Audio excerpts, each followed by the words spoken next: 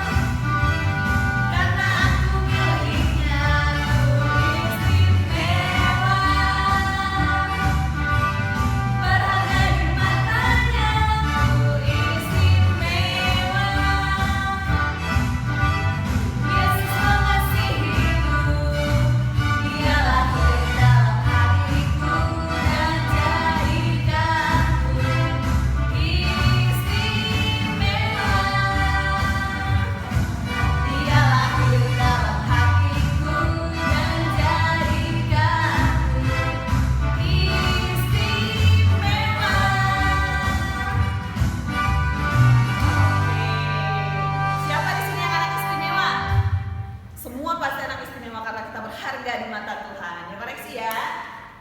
Sebelum kita lanjutin pujian kita, tapi ini mau ingetin deh sekali lagi buat adik-adik di rumah, tetap menerapkan protokol kesehatan. Jangan lupa untuk apa koreksi? Memakai masker. Jangan lupa Cuci tangan. dan juga untuk menjaga jarak. Oke.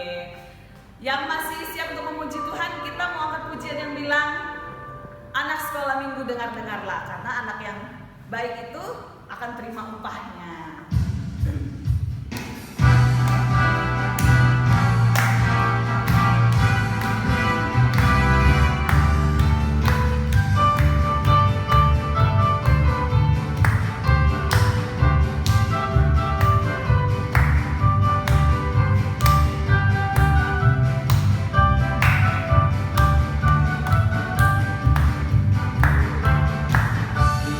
Anak sekolah minggu dengar-dengar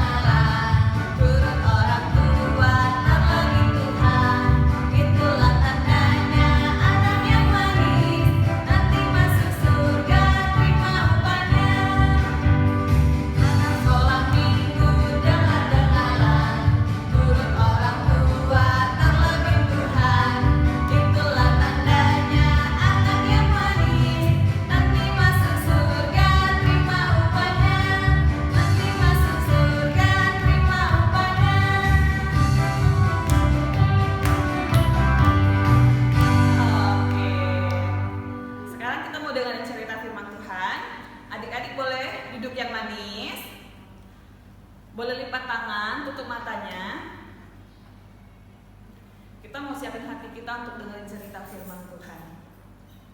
Kita mau bilang sama Tuhan, Tuhan saat ini aku udah siap. Aku udah siap untuk mendengarkan firman Tuhan. Haleluya Yesus.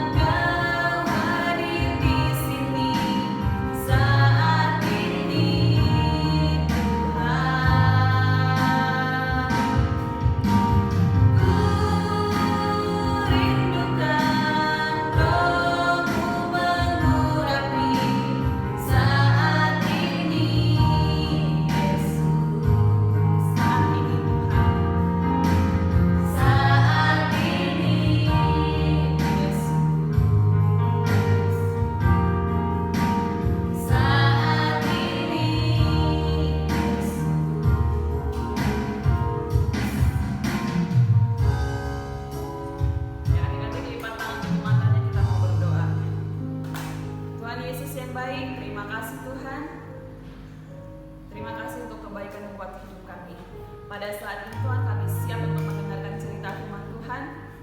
Biarlah adik-adik di rumah boleh duduk manis. Engkau menolong mereka Tuhan, biar mereka boleh mengerti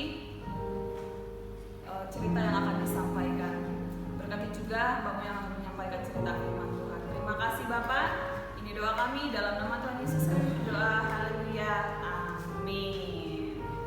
Sekarang kita mendengar cerita ya koreksi buat adik-adik di rumah. Iya, duduk manis dan selamat mendengarkan. Dah. Shalom adik-adik, apa kabar? Puji nama Tuhan, kita hari ini boleh ketemu lagi. Kita bisa beribadah walaupun masih online. Cici tahu adik-adik mungkin udah kangen pengen ibadah di gereja bareng-bareng. Tapi harus kita tetap mengucap syukur kalau paling enggak kita masih bisa ibadah walaupun online. Dan biar gimana pun yang penting Cici mau adik-adik tetap semangat, tetap berdoa, dan senantiasa ingat untuk beribadah. Nah, hari ini Cici Fitri bakalan cerita lagi tentang pengharapan, masih nyambung sama tema kita yang di bulan ini. Tapi sebelumnya yuk kita mau nonton video dulu.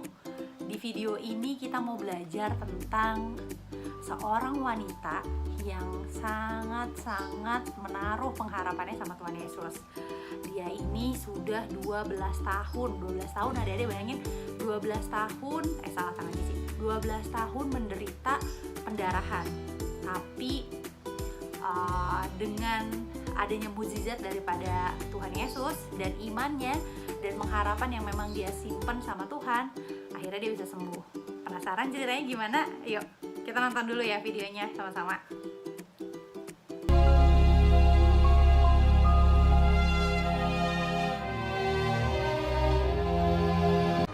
Sesudah Yesus menyeberang lagi dengan perahu, sedang ia berada di tepi danau, orang banyak lalu mengerumuni dia. Lalu pergilah Yesus. Orang banyak berbondong-bondong mengikuti dia dan berdesak-desakan di dekatnya. Adalah di situ seorang perempuan yang sudah 12 tahun lamanya menderita pendarahan. Ia telah berulang-ulang diobati oleh berbagai tabib, sehingga telah dihabiskannya semua yang ada padanya. Namun sama sekali tidak ada faedahnya. Malah sebaliknya, keadaannya makin memburuk. Dia sudah mendengar berita-berita tentang Yesus, maka di tengah-tengah orang banyak itu, ia mendekati Yesus dari belakang dan menjamah jubahnya. Sebab katanya, asal ku jamah saja jubahnya, aku akan sembuh. Seketika itu juga, berhentilah pendarahannya, dan ia merasa bahwa badannya sudah sembuh dari penyakitnya. Pada ketika itu juga, Yesus mengetahui bahwa ada tenaga yang keluar dari dirinya. Lalu ia berpaling di tengah orang banyak dan bertanya, "Siapa yang menjamah jubahku?" Murid-muridnya menjawab, "Engkau melihat bagaimana orang-orang ini berdesak-desakan dekatmu, dan engkau bertanya siapa yang menjamah aku?" Lalu ia memandang sekelilingnya untuk melihat siapa yang telah melakukan hal itu. Tampil dan tersungkur di depan Yesus, perempuan itu yang menjadi takut dan gemetar ketika mengetahui apa yang telah terjadi atas dirinya, dan dengan tulus memberitahukan segala sesuatu kepadanya. Maka katanya kepada perempuan itu, "Hai anakku, imanmu telah menyelamatkan engkau. Pergilah dengan selamat dan sembuhlah dari penyakitmu." Nah adik-adik gimana semuanya? Udah nonton kan videonya? Jadi di video itu kita lihat gimana seorang wanita yang udah 12 tahun adik-adik bayangin menderita sakit pendarahan. Jadi mungkin buat adik-adik yang, "Ci, sakit pendarahan tuh apa sih, Ci?" Nah, sakit pendarahan tuh misalnya adik-adik bisa bayangin kalau dia keluar darah terus dia jadinya lemes gitu, jadinya sakit. Dan kebayang kalau misalnya tubuh kita kan ini 2/3-nya itu kan cairan, which darah ya. Nah dari darah itu keluar terus gitu ya, jadi pasti dia lemas banget. Kebayang adik-adik kalau jatuh aja sakit gitu kan, terus berdarah itu udah perih, udah sakit gitu. Apalagi kalau ini terus menerus pendarahan dalam jangka waktu yang lama banget, 12 tahun. Kalau misalkan kita di sini ngelihat gitu ya, 12 tahun ini bukan waktu yang sebentar. Dia udah ke tabib, ke dokter, dia udah cari berbagai cara untuk bisa sembuhin penyakitnya. Bahkan di Alkitab dibilang dia udah gak punya apa-apa lagi, semua harta bendanya udah dia jual, dan dia juga udah gak punya apa-apa lagi. Adik-adik bayangin gitu kan, bagaimana dia merasa putus asa, bagaimana dia merasa dia udah gak tahu lagi dia harus gimana, kehilangan pengharapan. Kalau misalkan sekarang anak Madia aja paling umurnya baru 12 tahun kan ya, SD kelas 6. Jadi kebayang kalau misalkan ini dia sakitnya tuh ya Ya selama kayak adik-adik kalau yang Madia tuh udah lahir sampai sekarang udah kelas 6 gitu, atau mungkin buat adik-adik yang masih Immanuel, masih Pratama, tuh kebayang dia sakitnya tuh lama banget, 12 tahun gitu ya.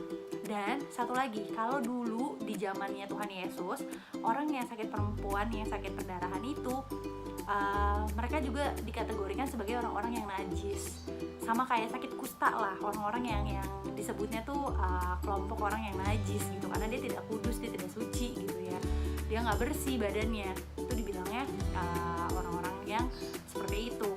Jadi kebayang kalau misalkan dia di dalam kesehariannya dikucilkan, keluarganya juga udah nggak ada, dia seorang diri. Bahkan tadi kalau ada lihat di video juga dia bajunya udah jelek karena dia udah nggak punya apa-apa, dia udah pakai semua uangnya untuk berobat. Nah, tapi di sini ada satu hal yang menarik ya adik-adik, dia menaruh imannya sama Tuhan Yesus dan dia bilang kayak, asal ku jamah aja jubahnya, ujung jubahnya bahkan, asal ku jamah aja, aku pasti sembuh. Dia punya keyakinan, punya sebuah iman yang mungkin kalau orang-orang kayak, ya aku tuh bakalan sembuh kalau Tuhan Yesus berdoa atas aku, kalau Tuhan Yesus tumpang tangan. Ini nggak sama sekali, dia cuman bilang kalau aku pegang aja jubahnya Tuhan Yesus, aku pasti akan sembuh. Ini suatu iman yang dimiliki sama perempuan ini. Dan yang menariknya, kalau misalkan adik-adik tahu, tadi kan waktu jalan bareng-bareng itu orang itu banyak mengerumuni Tuhan Yesus.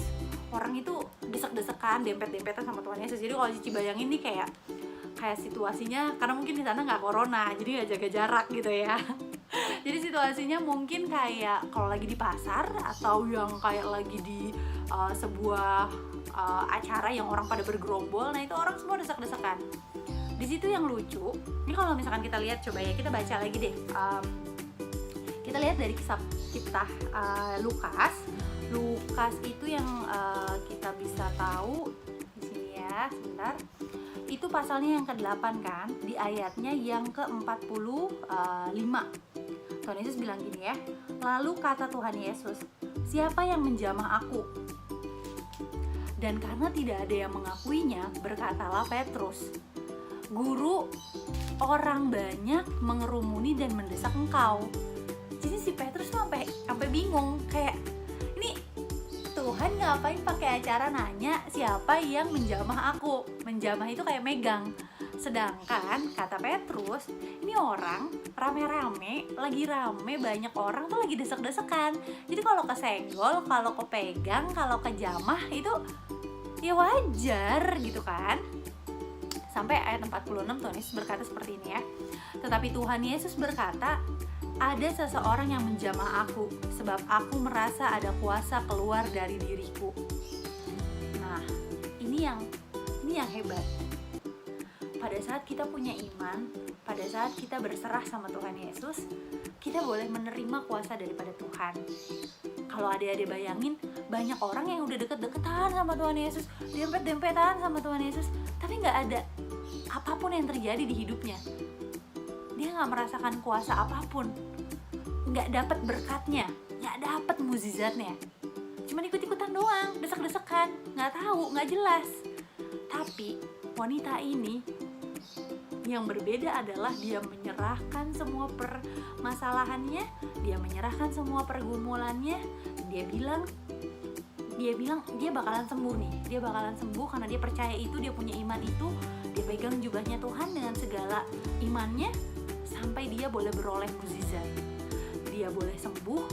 Dan kenapa dia bisa sembuh? Karena kuasa dari Tuhan Yesus turun atas dia.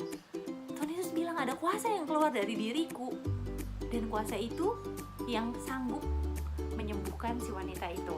Ya, kita lihat lagi ya. Ketika perempuan itu melihat bahwa perbuatannya itu ketahuan, ia datang dengan gemetar tersungkur di depannya dan menceritakan kepada orang banyak apa sebabnya ia menjamah dia dan bahwa ia seketika itu juga menjadi sembuh. Nah, dia bilang dia menjadi sembuh. Dan di sini Tuhan Yesus yang bilang sama perempuan itu ya, hai anakku, imanmu telah menyelamatkan engkau, pergilah dengan selamat. Nah, ini di sini kita belajar kalau iman dan pengharapan kita itu penting supaya kita bisa boleh dapetin mukjizat, kita boleh beroleh selamat daripada Tuhan Yesus. Sama kayak perempuan ini, dia boleh disembuhkan, dia boleh diselamatkan karena dia punya iman dan dia berharap cuma sama Tuhan Yesus. Adik-adik, kita udah sampai di penghujung bulan Februari, dan di sini kita mau bersyukur kalau Tuhan sertai kita senantiasa di tahun 2021. Udah 2 bulan gak kerasa, semuanya udah lewat. Tuhan Yesus tetap baik, Tuhan Yesus selalu ada buat kita. Dan adik-adik, untuk ayat hafalannya gak lupa Cici pasti kasih. Nah, ayat hafalannya Cici punya, kita bedain untuk yang kelas kecil Immanuel A dan Immanuel B. Kalian ayat hafalannya di Matius 9 ayat Mazmur 71 ayat 5 ya. Ayat hafalan untuk kelas Immanuel A dan B itu di Mazmur 71 ayat 5. Bunyinya, karena Engkaulah harapanku ya Tuhan, kepercayaan sejak masa muda ya Allah. Nah, itu yang jadi ayat hafalan buat adik-adik ya. Terus buat yang kelas Pratama sama yang Madya, ini agak panjang tapi nggak apa-apa, Cici percaya 1 minggu pasti bisa hafal ini. Ini juga sebuah ayat yang sebenarnya jadi pegangan Cici selalu gitu ya. Ini ayat emas Cici. Jadi kalian baca di Roma 5 ayat 4 sampai yang kelima. Jadi ada 2 ayat. Bentar. Nih ya, yuk kita baca sama-sama. Roma ayatnya ya, pasalnya yang kelima ayat 4 sampai 5. Dan ketekunan itu menimbulkan tahan uji, dan tahan uji menimbulkan pengharapan. Dan pengharapan tidak mengecewakan karena kasih Allah telah dicurahkan di dalam hati kita oleh Roh Kudus yang telah dikaruniakan kepada kita. Jadi ada sebenarnya kalau kalian baca yang untuk kelas Madya, nanti bisa juga nanti baca lagi di rumah. Itu di Roma yang pasal yang kelima dari ayat 1. Itu sebenarnya diceritain kalau di dalam kesengsaraan, kita tahu kesengsaraan itu akan menimbulkan ketekunan, dan ketekunan itu akan menimbulkan pengharapan. Dan percaya kalau kita berharap sama Tuhan Yesus, ingat pentingnya kita untuk menaruh pengharapan kita sama Tuhan, supaya kita nggak dikecewain sama dunia ini, nggak dikecewain sama manusia, karena kita cuma berharap sama Tuhan Yesus. Dan pengharapan itu tidak mengecewakan. Cici nggak jamin kalau adik-adik cuman berharapnya sama orang tua, sama manusia maksudnya ya, bukan sama Tuhan. Itu seringkali kita bisa kecewa. Tapi kalau kita naruh pengharapan kita sama Tuhan Yesus, dia nggak pernah gagal, dia nggak pernah kecewain kita ya. Adik-adik, terima kasih udah selesai firman Tuhan ya. Kita mau lipat tangannya, kita mau mengucap syukur sama Tuhan, dan kita mau berdoa ya. Ikutin Cici berdoa. Bapa di surga, terima kasih Tuhan, Kau Allah yang baik, Allah yang dahsyat. Mengucap syukur buat kasih dan setiamu pada setiap kami Tuhan. Kiranya Engkau Allah yang akan memberkati setiap anak-anak sekolah minggu GSDA Hosana dimanapun mereka berada Tuhan. Kau berkati mereka, berikan kesehatan, berikan mereka kepintaran dalam sekolah online-nya, atau mungkin berikan juga mereka segenap berkat-Mu ya Tuhan di dalam keluarga mereka.